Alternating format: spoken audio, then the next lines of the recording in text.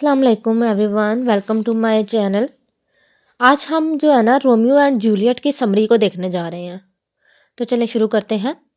सबसे पहले मैं आपको प्ले के बारे में बता देती हूँ। ये जो रोमियो एंड जूलियट प्ले है ना, ये विलियम शेक्सपियर ने लिखा है और ये एक ट्रेजेडी है जो कि 1595 के राउंड अबाउट लिखी गई थी और 1597 के अंदर ये पब्लिश हुई थी। जो इसकी सेटिंग है ना, वो इटली के शहर विरोना में रखी गई है। बेसिकली ये एक लव स्टोरी है जिसके अंदर हमें एक कपल दिखाया जाएगा, जिसका लड़के का नाम रोमियो और लड़की का नाम जूलियट है। और ये ख़ानदानों की दुश्मनी की वजह से लव स्टोरी में बहुत सारी रुकावटें आती हैं। नेक्स्ट जो आ जाता है वो है ऑथर के बारे में। ऑथर जो है इसका वो विलियम शेक्सपियर है, जो कि इंग्लिश प्ले राइटर, पोइट और एक ऑथर है।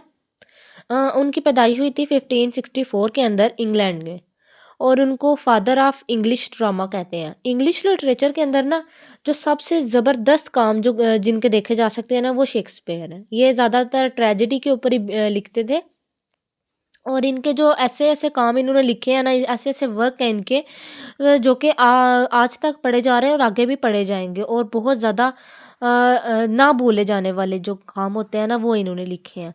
अपनी ज़िंदगी के अंदर इन्होंने 39 प्लेज़ लिखे हैं, 154 सोनेट्स और 2 लॉन्ग पोएम्स लिखी हुई हैं। फेमस जो काम है इनके Macbeth, Hamlet, Romeo and Juliet, King Lear, Othello, ये इनके फेमस काम हैं। और जो सबसे ज़्यादा इनके जो होते हैं ना करैक्टर्स, वो ज़्यादा पढ़ने वाले होते हैं। इनकी जो वर्क है ना, इनकी थीम अमूमन जो होती है ना, लव, एम्बिशन, पावर, जेलसी वगैरह होती है। इस प्ले की भी जो मेन थीम है ना, वो लव पे बेस है। इनकी डेथ हो गई थी 1616 के अंदर। थोड़ा बहुत अगर ऑथर के बारे में पूछा जाए ना पेपर में आपसे, तो आप इतना भी लिखेंगे तो ठीक होएगा, नंबर आ जाएँगे। और जो टीचर होगा ना, उसके ऊपर अच्छा एक इम्प्रेशन पड़ेगा कि इन्होंने ऑथर के बारे में भी लिखा है।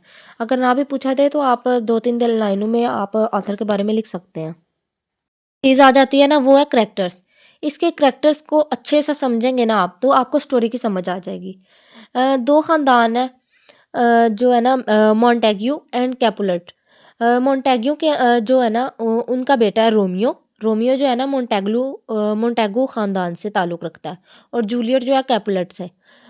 और जो रोमियो के पेरेंट्स हैं ना, मोंटेग्यू और लेडी मोंटेग्यू, ठीक है? और जो जूलियट है ना, उसकी फादर जो होते हैं वो कैपुलेट और उसकी मदर का नाम लेडी कैपुलेट। अब जो मोंटेग्यू है ना, उसका जो फ्रेंड है ना, कज़न है एक, बेसिकली वो बेनवोलियो है। और इसी तरह जूलियट का भी एक कज़न है, वो है टैबलेट। रोमियो का एक और फ्रेंड है, मार्क्यूशो। और जो रोमियो और जूलियट का जो मुश्तरका दोस्त है ना, फ्रायर लॉरेंस। अब इसके अंदर 2 में करैक्टर्स और आ जाते हैं जो कि आपको आगे जाके देखने को मिलेंगे, वो है काउंट पेरिस और प्रिंस। काउंट पेरिस वो है जो जूलियट से शादी करना चाहता है। अब इसके अंदर ये जो 2 ख़ानदानों की बेसिकली दुश्मनी है, जो कि इन दोनों की लव स्टोरी के अंदर रुकावट बनेगी। तो चलें समरी को शुरू करते हैं।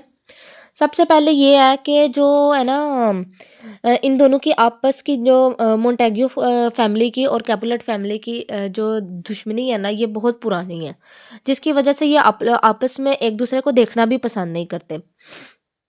कहानी की शुरुआत तब से होती है जब इन दोनों के जो सर्वेंट्स हैं ना, वो आपस में लड़ पड़ते हैं। जो बेनवोलियो है ना, रोमियो का कज़न, वो इस लड़ाई को ख़त्म करने के लिए आता है, लेकिन जो टैबलेट है ना, जूलियट का कज़न, वो आगे से बेनवोलियो से ही लड़ पड़ता है। अब ये दोनों आपस में लड़ ही रहे होते हैं कि वहाँ पे आ जाता है किंग, वहाँ का जो प्रिंस है ना, वो आ जाता है। वो आके इन दोनों की लड़ाई ख़त्म करवाता है और दोनों फैमिलीज़ को वार्न करता है कि अगर तुम लोग इसी तरह लड़ते रहे ना, तो तुम लोगों को मैं यहाँ से निकाल दूँगा। और ये कह के ना प्रिंस वहाँ से चला जाता है। जो मोंटेग्यू और लेडी मोंटेग्यू है ना, रोमियो के पेरेंट्स, वो बेनवोलियो से पूछते हैं कि जब तुम लड़ रहे थे तो अब रोमियो किधर था? वो आजकल किधर होता है? तो बेनवोलियो कहता है कि रोमियो जो है ना, वो आजकल खोया-खोया रहता है, तो मैं उससे पूछूँगा कि वो उसको क्या मसला है। तो वोलियो रोमियो के पास जाता है और उससे पूछता है कि तुम्हें क्या हुआ है? तो रोमियो उसको बताता है कि मुझे एक लड़की से प्यार हो गया और मैं उसके बगैर नहीं रह सकता, लेकिन वो मुझे पसंद नहीं करती। तो बेनवोलियो कहता है कि तुम ऐसा करो, उसको छोड़ दो, क्योंकि वो तो तुम्हें पहले ही नहीं पसंद कर रही, तो तुम्हें उसको बुलाने के लिए ना मैं तुम्हारी मदद करूँगा। तरफ जो काउंट पेरिस है ना, वो जूलियट के पेरेंट्स के पास जाता है, कैपुलेट और लेडी कैपुलेट के पास जाता है, कहता है जाके मैंने आपकी बेटी जूलियट से शादी करनी है। तो वो कहते हैं अभी तो ऐसा मुमकिन नहीं है, क्योंकि जूलियट की उम्र 13 साल है। तो ऐसा हो सकता है कि तुम लोग आपस में मिल लो, इसके लिए हम ने आज की रात की पार्टी में ना तुम इनवाइट कर लेते हैं तुम्हें। तो वो कहते हैं चलो ठीक है, मैं आ जाके ना जूलियट से मिल लूँगा। तो अब कैपुलेट और लेडी कैपुलेट जो है ना पार्टी अरेंज करते हैं। तो इनका जो एक सर्वेंट होता है ना, वो जो मेहमानों की लिस्ट होती है ना, वो लेके पूरे शहर में घूम रहा होता है कि कौन रह गया कौन नहीं रह गया। वो पार्टी की जो गेस्ट लिस्ट होती है ना, उसको लेके घूम रहा होता है। लेकिन असल बात ये होती है कि उसको पढ़ना तो आता नहीं होता। तो वो क्या करता है, वो चला जाता है बेनवोलियो और रोमियो के पास, जाके उनको दिखाता है लिस्ट। तो जब रोमियो लिस्ट को देखता है ना, और वो देखता है कि मेरी जो लवर है वो भी इस पार्टी में आएगी, तो वो एक्साइटेड हो जाता है, वो कहता है कि हम भी आएंगे। तो रोमियो, बेनवोलियो और उसका जो तीसरा दोस्त है मर्क्यूशो, वो तीनों जो होते हैं ना रेडी हो जाते हैं कि हम इनकी पार्टी में जाएंगे मास्क पहन के। तो जो कैपुलेट और लेडी कैपुलेट होते हैं ना, वो जूलियट को तैयार करते हैं, कहते हैं कि ऐसे ऐसे करके ना काउंट पेरिस है जो कि बहुत अमीर है, तो वो तुमसे शादी करना चाहता है। अब शादी तो अभी नहीं हो सकती, लेकिन तुम ऐसा करो उससे मिल लो। तो जूलियट रेडी हो जाती है उसके लिए कि हाँ मैं उससे ना मिल लेती हूँ। तो पार्टी के अंदर रोमियो और उसके दोनों दोस्त आए होते हैं। तो जब रोमियो आके पार्टी के अंदर जूलियट को देखता है ना, तो वो फ्लैट हो जाता है। वो कहता है कौन मेरी पुरानी लवर, वो मैं उसको कोई नहीं जानता, मुझे तो यही चाहिए। वो जूलियट को पसंद करने लग जाता है। लेकिन जो जूलियट का कज़न होता है ना टैबलेट, वो देख लेता है कि ये पार्टी के अंदर रोमियो आया हुआ है मास्क पहन के, वो उसकी आवाज़ से पहचान जाता है। वो जाके जो उनका हेड होता है फैमिली का, वो कैपुलेट, उसके पास जाता है। वो जाके बताता है कि रोमियो आया हुआ है। तो कैपुलेट कहता है तुम अभी इसको कुछ नहीं कहना, क्योंकि ना मैं इस पार्टी को ख़राब नहीं करना चाहता, यहाँ पे काउंट पेरिस भी आया हुआ है, तो वो हमारे बारे में क्या सोचेगा। तो टैबलेट कहता है चलो ठीक है। तो रोमियो जो है ना, वो जूलियट के पास जाता है, उससे बातचीत करता है, उसके हाथ पकड़ के पोइट्री वगैरह भी पढ़ता है। तो रोमियो को जूलियट पसंद आ जाती है और जूलियट को रोमियो पसंद आ जाता है। तो वो आपस में टाइम स्पेंड करके ना, तो रोमियो, बेनवोली और मार्कोशियो, ये तीनों पार्टी से निकल आते हैं, और जाके ना फिर बाद में पार्टी ख़त्म होने के बाद दीवार फलांग के ना जाके जूलियट से दोबारा मिलते हैं। और रोमियो फिर वही प्यार मोहब्बत की बातें जूलियट से शुरू कर देता है। दूसरी तरफ जब इन्हें पता चलता है ना कैपुलेट और लेडी कैपुलेट को कि हमारी बेटी क्या करते फिर रही है, तो वो कहते हैं कि हमने इसका इंतज़ार नहीं करना, ये तो हमारे हाथों से निकलती जा रही है, अब हम इसकी शादी कर देंगे। तो वो जूलियट के ऊपर प्रेशर डालना शुरू कर देते हैं कि तुम शादी कर लो अब। तो जूलियट अगले दिन जाके ना रोमियो से शादी कर लेती है, और उनकी शादी करवाता है फ्रायर लॉरेंस। वो इन दोनों की शादी करवा देता है। शादी करके जूलियट वापस आ जाती है। अब जो टैबलेट है ना, वो रोमियो से मुकाबला करना चाहता है, लेकिन रोमियो ने ये पहले ही मना कर दिया था कि मैंने मुकाबला नहीं करना। लेकिन जब रोमियो और मार्कोशियो होते हैं ना, फिर रहे होते हैं शहर के अंदर, तो टैबलेट आगे ना उनसे लड़ाई झगड़ा शुरू कर देता है। अब रोमियो उनको मना तो करना चाहता है, लेकिन और मारना भी नहीं चाहता टैबलेट को, लेकिन जो मार्कोशियो है ना, उसकी लड़ाई शुरू हो जाती है टैबलेट के साथ। और गुस्से गुस्से में ना जो टैबलेट होता है ना, वो उसको ना ज़ख्मी कर देता है मर्कोशियो को। तो ये देख के ना रोमियो को भी गुस्सा आ जाता है, वो आगे से जाके जाके टैबलेट को मार देता है।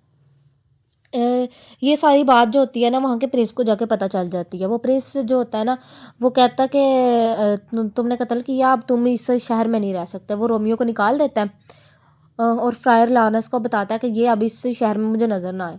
फ्रायर लॉरेंस जाके रोमियो को कहता है कि तुम्हें अब निकाल दिया गया यहाँ से, अब तुम इस नहीं आ सकते, इस मुल्क में नहीं आ सकते।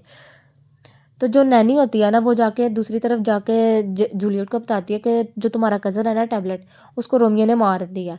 लेकिन जो वो जूलियट होती है, वो तो बिल्कुल ही पागल हुई होती है। वो कहती है नहीं कोई बात नहीं, रोमियो ने नहीं मारा होगा, और अगर मारा भी होगा तो ज़रूर इसी की गलती होगी। वो सुनती नहीं है। अब रोमियो जो है ना, वो जूलियट से दोबारा मिलना चाहता है। वो जाके फ्रायर लॉरेंस को कहता है कि तुमने हमारी शादी करवाई थी, अब तुम ही कुछ हल निकालो इसका। तो वो फ्रायर लॉरेंस कहता है कि ठीक है, जहाँ पे तुम हो ना वहीं पे मैं ना कल जूलियट को लेके आऊँगा। वो कहता है चलो ठीक है। दूसरी तरफ जो कैपुलेट और लेडी कैपुलेट है ना, वो अपनी बेटी के ऊपर प्रेशर डाल रहे होते हैं कि तुम शादी कर लो। तो वो जूलियट जो होती है ना, वो जाती है फ्रायर लॉरेंस के पास, जाके कहती है इस तरह बात है कि मेरे पेरेंट्स मेरे पे प्रेशर डाल रहे हैं, तो तुम कुछ करो। वो कहते हैं ठीक है, तुम ये ड्रग रख लो। वो उसको छोटी सी शीशी देता है ड्रग की। वो कहता है अगर तुम ये खा लोगी ना शादी से एक रात पहले, तो ऐसा लगेगा कि तुम मर गई हो, लेकिन ये सिर्फ ऐसा 24 घंटे के लिए होगा, उसके बाद तुम ठीक हो जाओगी। भी मान जाती है और वो घर जाके ना अपने पेरेंट्स से माफ़ी माँगती है, कहती है नहीं अब मैं शादी कर लूँगी। तो वो भी खुश होते हैं कि चलो हमारी बेटी को समझ तो आई, तो वो उसकी शादी रख देते हैं। अब जो काउंट पेरिस के साथ उसकी शादी रख देते हैं, तो शादी से एक रात पहले ना जूलियट जो होती है वो दवाई खा लेती है। तो वो दोनों को ऐसा लगता है कि हमारी वजह से हमारी बेटी ने खुदकुशी कर ली है। अब फ्रायर लॉरेंस उनके पास जाता है, वो कहता है अब देखो ना आप उन लोगों की गलती तो है थी, अब ऐसा करते हैं इसको ना दफना देते हैं, तो सारा मामला यहीं रफा दफा कर देते हैं, वरना प्रिंस तक ये बात पहुंच जाएगी। तो वो कहते हैं चलो ठीक है। वो जाके उसको जहाँ पे दफना देते हैं जूलियट को। ये बात जो है ना रोमियो का एक सर्वेंट जाकर रोमियो को बता देता है कि जूलियट मर गई है। तो रोमियो को पहले तो यकीन ही नहीं आता, लेकिन जब पता चलता है ना तो वो बड़ा रोता है। फिर जा कहता है कि मैं जूलियट के पास जा रहा हूँ, तो मैं उसको आखिरी दफ़ा देखूँगा और वहीं पे मर जाऊँगा। वो अपने साथ में ना शहद वो ख़रीद के लेके जाता है, ज़हर ख़रीद के लेके जाता है कि मैं जूलियट को देखूँगा और वहीं पे मर जाऊँगा। जब वो वहाँ पे पहुँचता है ना, तो वहाँ पे काउंट पेरिस, जिससे जूलियट की शादी हो रही होती है, वो भी वहाँ पे आया होता है। तो वो रोमियो को देख के ना छुप जाता है वहाँ पे। तो रोमियो जूलियट की कब्र खोदना शुरू करता है कि मैं इसको देख लूँ। तो जो काउंट पेरिस है ना, वो बाहर निकल के ना रोमियो पे हमला कर देता है। रोमियो कहता है मैं तो तुम्हें जानता भी नहीं हूँ, तुम क्यों मेरे पे हमला कर रहे हो? लेकिन जो पेरिस है ना, वो बाज नहीं आता। तो रोमियो को गुस्सा आ जाता है और वो काउंट पेरिस को भी मार देता है। तो रोमियो इसी तरह जाके जूलियट के देखता है और ज़हर खा लेता है। रोमियो मर जाता है। तो जूलियट को जब होश आती है ना, वो देखती है कि मेरे पास रोमियो पड़ा हुआ है और वो मर गया। तो वो उसको भी बड़ा दुःख होता है और वो भी पास पड़े चाकू से अपने जान ले लेता है। फ्रायर लॉरेंस जब वहाँ पे पहुँचता है तो वो देखता है कि दोनों ही मर गए हैं। तो प्रिंस भी वहाँ पे पहुँच जाता है। फिर फ्रायर लॉरेंस प्रिंस को सारी बात बताता है कि ये दोनों लवर्स हैं, लेकिन इनकी फैमिली की कॉन्फ्लिक्ट्स की वजह से इनकी ये हालत हो गई है। तो उसको बड़ा गुस्सा आता है, वो दोनों ख़ानदानों को फिर इकट्ठा करता है। वो कहता है तुम लोगों की वजह से तुम लोगों की औलाद मर गई, तो अब तुम लोगों को ये दुश्मनी ख़त्म कर देनी चाहिए। जब वो देखते हैं तो वो भी बड़े शर्मिंदा भी होते हैं और दुखी भी होते हैं। तो फिर वो अपनी दुश्मनी को ख़त्म कर देते हैं वहीं पे। ये थी रोमियो एंड जूलियट की समरी। अब हम थीम्स को देखते लेते हैं। सबसे पहले आ जाता है लव। जैसा कि रोमियो एंड जूलियट का लव दिखाया गया हमें इसके अंदर, ये बेसिकली है ही लव स्टोरी। दूसरी आ जाती है फेट, फैमिली कन्फ्लिक्ट्स हो गए, youth passion, tragedy and death. Death के अंदर ट्रेजेडी और डेथ, ये दोनों हमें दिखाए गए हैं एंड पे करके। जिसके अंदर जैसा कि डेथ, बहुत सारी डेथ हुई हैं इसके अंदर। जो टैबलेट है वो भी जूलियट का कज़न मारा गया, और फिर उसका जो फियांसे था काउंट पेरिस, वो भी मारा गया। दोनों को रोमियो ने मार दिया और एंड पे रोमियो खुद भी मर गया और फिर जूलियट भी मर गई। तो डेथ का थीम भी हमें देखने को मिलता है। तो ये थी रोमियो एंड जूलियट की थीम्स। अब नेक्स्ट मिलेंगे हम अगली वीडियो में, तब तक के लिए अल्लाह हाफिज़।